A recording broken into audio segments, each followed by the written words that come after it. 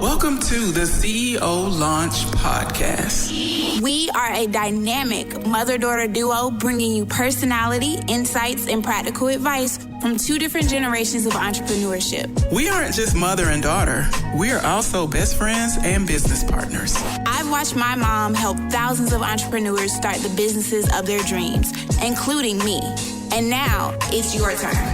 Hey guys, welcome back to the CEO Launch. We are at episode 14. We're so excited to be here, and today's episode is one of the topics that was requested by one of our listeners. Before we start talking about that, let's just wrap up. If you have not listened to episode 13, hit pause and go back and listen to it, because we talked about the lessons that you learn from rejection. So you want to make sure you listen to that. So anyway, today's topic is one that was requested. A lot of people have been asking about Kenya and her scholarship search. So for those of you who don't know, when Kenya went to college, she went to college. It wasn't on a full scholarship, but she got 6-figure total scholarships and grants. And so people wanted to kind of know, how did she do it? But before we tell that scholarship story, I have to tell an embarrassing story first. No, I'm just kidding. Oh my God. It's not an embarrassing story, but I think it'll give you guys some background to help you see how she was able to do this. So Kenya was 3 years old, and when she was 3, that's when we first put her in school. So up until that time, my grandmother and my aunt kept her while her dad and I went to work. So when she was 3 years old, we put her in preschool. And when she went to preschool one day, she came home and said that she wasn't wearing pants anymore. And we said, what? And she said, yes, because boys wear pants and girls wear dresses, and I'm a girl, so I am not wearing pants. And I said, well, Kenya, girls wear dresses and pants. She said, no, girls wear dresses and boys wear pants. And so for an entire year, this little girl at 3 refused to wear pants. So much so that there were mornings where she and I were kind of getting into it because I had pants picked out for her. And finally her dad was like, why are you even arguing with her? Just let her wear the dress. Yeah, so for 3 years, she wore dresses because not 3 years, for a year at the age of 3. She decided that she was wearing a dress every single day. So she wore a dress every single day, Saturday, Sunday, every day of school, because girls wore dresses and boys wore pants. So I think when she turned 4, she realized that girls could wear pants, because then she started wearing pants again. But I just told that story because I just want you to know that this little girl of mine, who is now a young woman, has always been able to advocate for herself, and she has never succumbed to peer pressure as a result of. Yeah. I'm what they call strong-willed.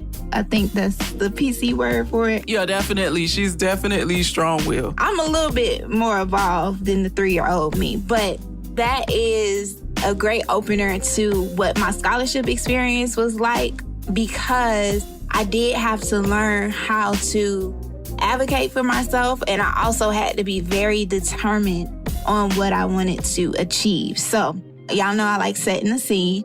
The year was 2012. I was a senior in high school, or I was actually a rising senior in high school. This was the summer of 2012. And we had heard about, my mom and I had heard about this organization, which was helping students kind of prepare to go to college. And so I applied to get into the organization. They had this very interesting behavioral or interview section. I don't know if you remember that. Did you come to that interview with me? Yeah, that interview was hours. Yeah, it was a very interesting setup. So I was like, oh, this is competitive. Nobody from my county was at this interview. A lot of the people that were there went to Atlanta public schools and things like that. So I was just like, I hope I get in. I hope I qualify all of these things. And so thankfully, this particular instance, there was one qualification that I wasn't sure about that I actually met. And I called the founder of the organization and was like, hey, I read the application. I saw this qualification. I just want to know, I kind of fit, do you think that I could join your program? And he was just like, yeah, go ahead, apply. We'll see what you like. And then if we like you, then you could join the program. I was like, okay. So I joined, I got in. And when I got in, what I quickly learned was I was behind. And I was just like, huh? I had taken my SAT scores. I had been on college campuses since the 7th or 8th grade. I had my college list. I knew where I was going. I knew my major, all of these things. My future was planned, but I was behind when it came to scholarships. I had never thought about scholarships up until getting into that program. And the moment that we had a lesson about scholarships, I was on it, on it. Kid you not. I think we had the lesson in November. I started looking for scholarships. I applied to my first scholarship in December, and it was late. I think it might have been sooner than that, but yeah, you definitely were on it. No, it was December. I remember because it was right before Christmas break. Because I was taking those college classes, I only had my finals for my one high school class that I was taking. And so I had a bunch of free time to kind of get everything together and send it in the scholarship. When we learned about it, I probably had about 2 weeks. So it wasn't November 1st. It was November 15th, and I had to turn it in December 5th, something like that. So was really on it, started doing a bunch of research and just trying to figure out I have to apply to every scholarship ever known to man because I was behind and I don't like being behind. I know on the last episode we were talking about rejection, you be like, I'm an overachiever. Me too. So I was just I don't like being in last place. I didn't like it. So the first thing that I did was research. Research is so important to everything that you do, whether you are buying a car or trying to figure out how to go to college or starting a business, you need to research. And so I researched as much as I could, and then I started asking for help. So it wasn't just that I was looking at my research, I was using the resources around me. So I was asking, now I knew to ask my guidance counselor, what scholarships are available in the little county? I had a spreadsheet. We love spreadsheets. We love Excel. And so I had my spreadsheet and I had all of the scholarships that I was eligible for, all of the things that they require, the due days where I needed to mail them. This is also back in the day where you couldn't submit everything online. Some of them I did have to mail them in, had to get postage.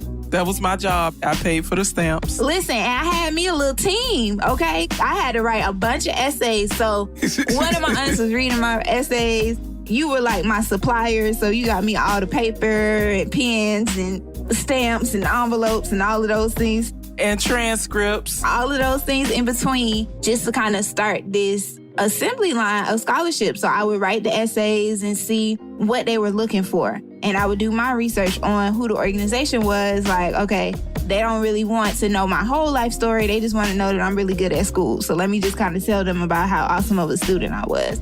And so I figured out how to tell my story and how to market myself. That was my very early moments of figuring out how to market myself to other people.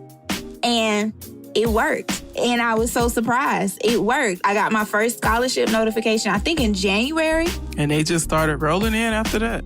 Now, I will say, and I always preface this with people when it comes to scholarship, I was targeted in some instances. So I tried to do either large scholarships that were specific to minority students and minority achievement, because I just didn't want to be a small fish in a huge pond.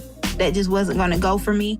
And then I would do smaller local scholarships, which a lot of people sleep on because the local scholarships are a lot less competitive and they're still good amounts of money. You can get a couple $1,000s from a local charity. That's a good chunk of some tuition, It just really boils down to they really all add up. Right. When you throw it into the pot. So one thing that I want to add, this was our motivator. So we had a big whiteboard in our living room.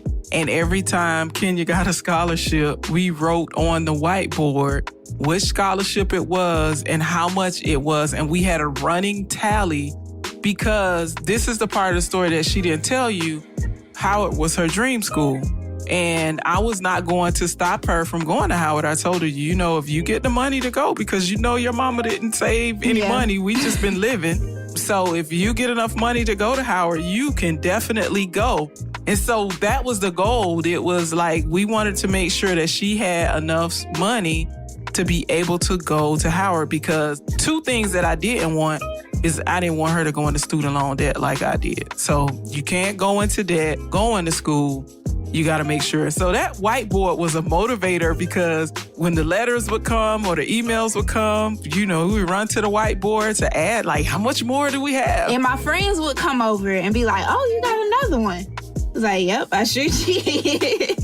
And that was another big piece, because I was so focused on getting to Howard that my senior year is somewhat of a blur to me. I'm one of those people that did not peak in high school, so it was just like high school, I was so over it. I was over it in the 10th grade. I was just like, are we done? Are we finished? I can do without the rest of this. So it was like my senior year of high school, I made the very conscious decision that I did not want to go to high school anymore, and I only took one high school class my senior year of high school, and that was econ, and that was only because I wasn't sure that I was going to be able to pass a college level econ class.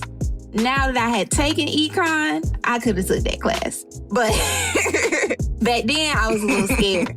And so it was like I had to make sacrifices I wasn't a partier, you know, I wasn't going out with my friends. I wasn't doing a whole lot of extra stuff. I still have memories from my senior year, and I was still able to make time for my friends, but I still prioritized my ultimate vision, and that was to go to Howard.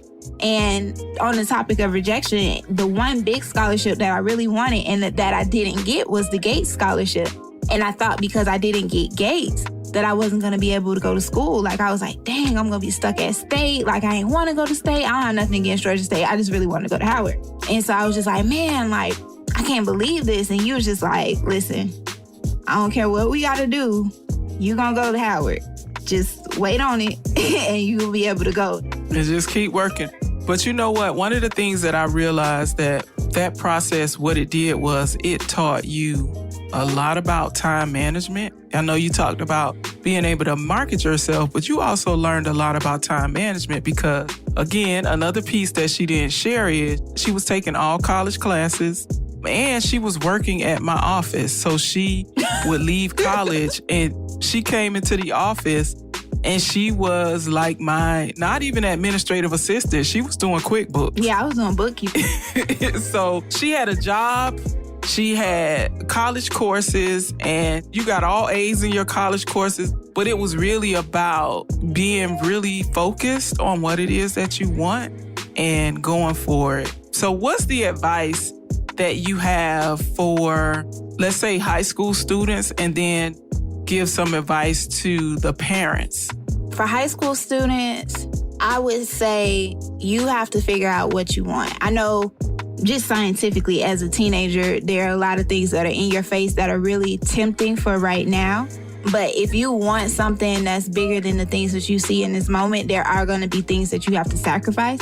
And you just have to be okay with that. Make the sacrifices for the bigger rewards. For their parents, start having these conversations early. I was fortunate, so fortunate in being able to get the scholarships that I got to go to the school of my dreams, starting so last minute. But man, if I had started thinking about this in like 9th grade or even 8th grade, it would have been over for everybody. Period. I'm just kidding. I want to say something though, Kenya. You talk about being behind, and I know that your scholarship search was a little bit behind, but I want to take some of that off and say, but you were strategic. And I think that, you know, we have been planning for you to go to college since elementary school, right? When you were in the gifted program and when you got in the Duke Tip program and all of those different things. And so we done all the things that needed to be done. So even though you didn't start searching for scholarships until senior year, you were preparing to be scholarship ready your entire life. Because if you were really behind, you wouldn't have had nothing to put on the application. That's true. That is very true. So I'll do an asterisk. I wasn't behind as far as my achievements, I just was a little behind in my timeline. The project was a little bit delayed with my search.